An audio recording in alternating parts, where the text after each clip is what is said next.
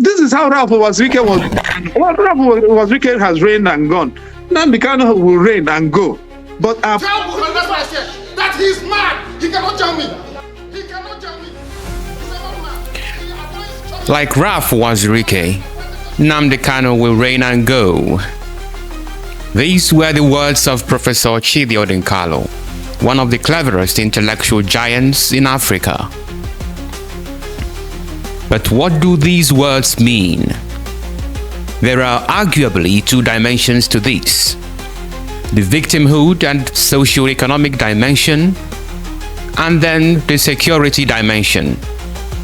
In recent years, some Igbo separatist groups in southeastern Nigeria have been known to engage in a psychological tactic often referred to as playing the victim.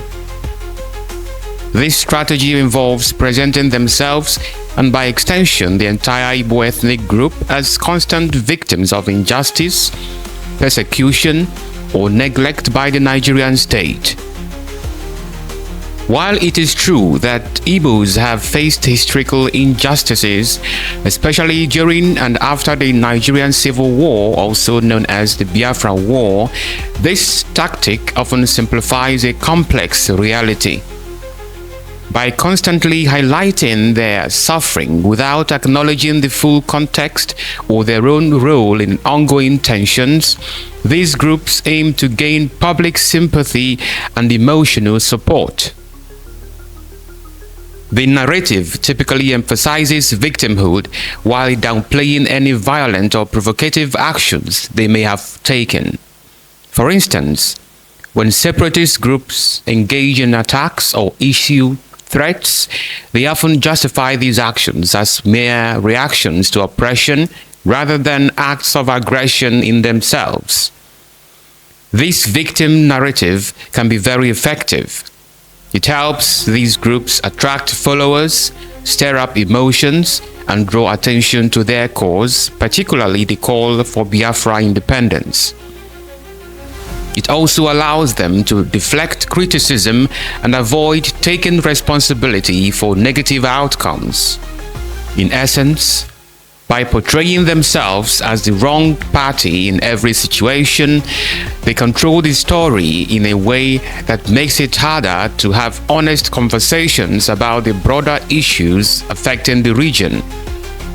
However, while the pain of the past is real, the use of victimhood as a political and psychological weapon risks creating further division and hindering genuine dialogue or progress. In the age of media-fueled narratives, perception can often matter more than fact. In the recent past, no group in Nigeria has mastered the weaponization of historical pain quite like the indigenous people of Biafra, IPOB. Their latest statement cautioned Igbo leaders, traditional rulers, and youth organizations against supporting army recruitment in the southeast. The reason, according to IPOB, the Nigerian government wants to reduce Igbo population by sending their youths into the killing fields of the northern Nigeria, all while deliberately denying them promotions in the military hierarchy. It is a story that tugs at old wounds of Biafra, of marginalization, of a people once betrayed. And it is precisely that story that IPOB continues to wield, not just as memory, but as a political tool. By warning against enlistment, IPOB isn't simply protesting an institution they see as unjust. They are reinforcing a broader narrative in which the Igbo are perpetual victims, surrounded, hunted, and used as pawns in someone else's game. This rhetoric fits neatly into a psychological playbook, the tactic of playing the victim. It is a potent strategy because it frames every action or refusal as a matter of survival, not choice. Any engagement with the Nigerian state is painted as complicity in one's own oppression. And so, the rejection of army recruitment becomes more than a political stance. it becomes a moral duty. But the danger of this narrative lies in its simplicity. It assumes the worst in every situation, dismisses efforts at inclusion, and blocks the possibility of progress. Brigadier General Chima Ekato recently revealed that only 200 youths from the southeast registered for the ongoing military recruitment, compared to over 3,000 in the north. Yet, IPOB interprets this gap not as a problem to fix, but as validation of their fears. In doing so, they make it harder for young Igbo people to see the military or the Nigerian project as something they can shape, influence, or rise within. Ironically, this narrative of victimhood, when repeated long enough, becomes self-fulfilling. If Igbo youths avoid national institutions out of fear or mistrust, their absence becomes proof of exclusion. If they reject recruitment, they forfeit representation. And if they continue to see themselves only through the lens of injury, they may never claim the agency needed to heal, compete, or lead. The memory of Biafra remains raw, but memory alone cannot be foundation of the future. If victimhood becomes the only lens through which people view themselves, then any attempt at unity, reform, or reinvention will always look like betrayal. The challenge for Igbo leadership, and for young Igbo Nigerians in particular, is to break free from the weight of historical pain without forgetting it, and to recognize that while history explains, it should not imprison. Against the backdrop of IPOB's loud warnings and victimhood-laced rhetoric, a quiet but powerful rebellion is unfolding, not on the streets, but in cyber cafes, where over 10,000 youths from the southeast have defied separatist propaganda and applied to join the military. This was reported by Zagazola Makama, a counterinsurgency expert and security analyst in the Lake Chad region, on 9th April 2025. According to Zagazola, at a cyber cafe on Ogui Road in Enugu, several applicants expressed their motivation for joining the military. A 19-year-old from Oji River cited his brother's success in the army, rising through the ranks and participating in the United Nations peacekeeping missions, as inspirations for his decision. Another applicant from Abia State viewed the army as a path to pride and purpose, emphasizing that while separatist groups offer rhetoric, the military offers real opportunities. From Olo, a youth applicant described the decision to enlist as a step toward reclaiming dignity and asserting a rightful place in Nigeria's future. These sentiments suggest a growing shift among young people in the region, who are turning away from separatist narratives and embracing national service as a way to build both personal and collective identity. This is the essence of the victimhood and the socio-economic dimension of Professor Odinkalu's prediction.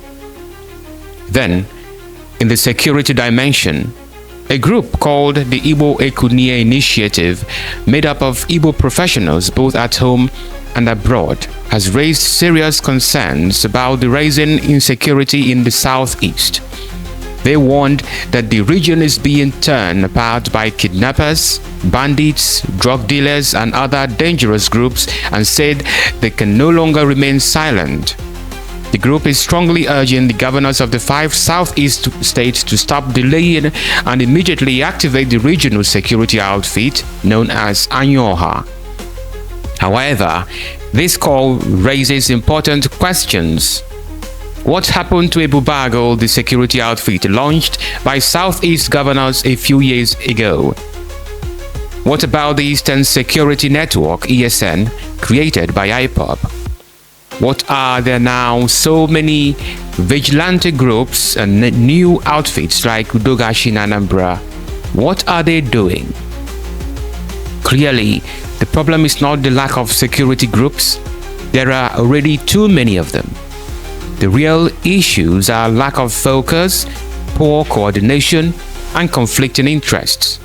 For example, ESN was originally set up in 2020 to protect farmers from violent herdsmen, but instead turned into an armed group attacking government officials and civilians who disagreed with IPOB's agenda. Between 2020 and the end of 2022, the Southeast suffered terrible violence, including brutal killings, kidnappings, and even reports of cannibalism, one of the worst the region has seen since the Civil War. With Nnamdi Kanu still in detention and IPOB now deeply divided by internal factions, the security situation in the Southeast appears increasingly bleak. According to Professor Chidi Odinkalu, it is nonsensical for one to say or believe that Kanu's freedom will automatically end the insecurity in the region. Professor Odinkalu asserts that the insecurity is so complex that even Kanu will be killed should he attempt to wave a magic wand of suppression over the so-called unknown gunmen.